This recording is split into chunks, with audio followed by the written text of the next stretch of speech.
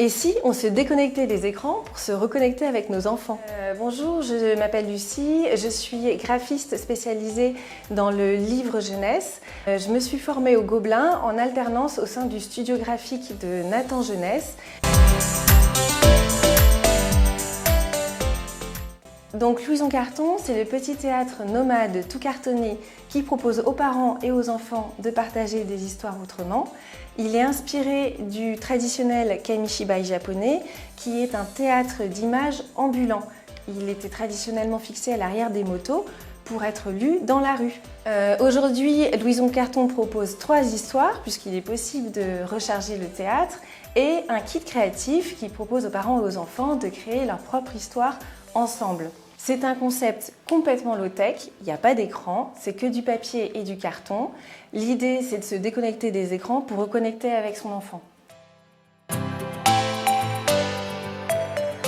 Alors, vous ouvrez votre théâtre et ensuite vous avez les mains libres pour pouvoir tirer la première planche qui est devant vous et la passer à l'arrière du théâtre.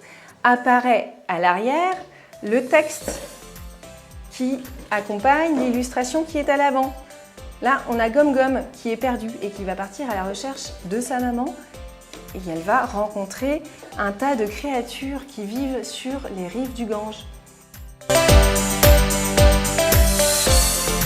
Alors, la dernière étude de Santé publique France qui est sortie en avril 2023 montre une augmentation du temps d'exposition de nos enfants aux écrans, que les écrans ont un effet sur le développement cognitif de nos enfants.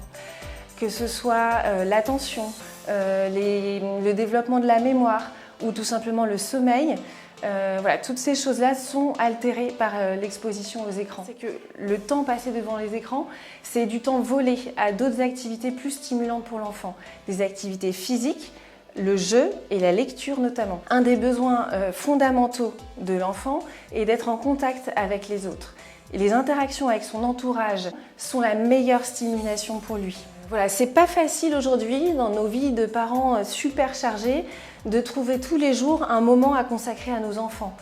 On peut très bien, et il ne faut pas s'en vouloir pour ça, à un moment mettre nos enfants devant un petit court-métrage, un petit podcast, parce que là, il faut qu'on prépare le dîner, ou tout simplement, à un moment dans le week-end, il faut aussi qu'on puisse souffler.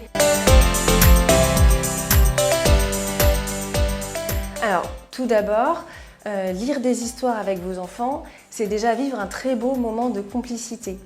C'est important pour développer et enrichir vos liens d'attachement parents-enfants. C'est quelque chose qui est valable avec les grands-parents, c'est valable entre frères et sœurs, ça peut être valable avec la baby-sitter, la voisine, quiconque qui fait partie de l'entourage de l'enfant. Intégrer des moments de lecture dans la routine de la famille peut apporter beaucoup de bénéfices. Ça rassure au moment d'aller vers le sommeil, ça aide l'enfant à retrouver le calme après un moment d'agitation, ça peut aussi l'aider à patienter dans un moment d'attente. On attend son plat dans un restaurant, on attend le bus, on se retrouve dans une salle d'attente. C'est un super moment pour partager une histoire avec son enfant. Avec la lecture, l'enfant va découvrir le monde qui l'entoure, mais aussi ses propres émotions.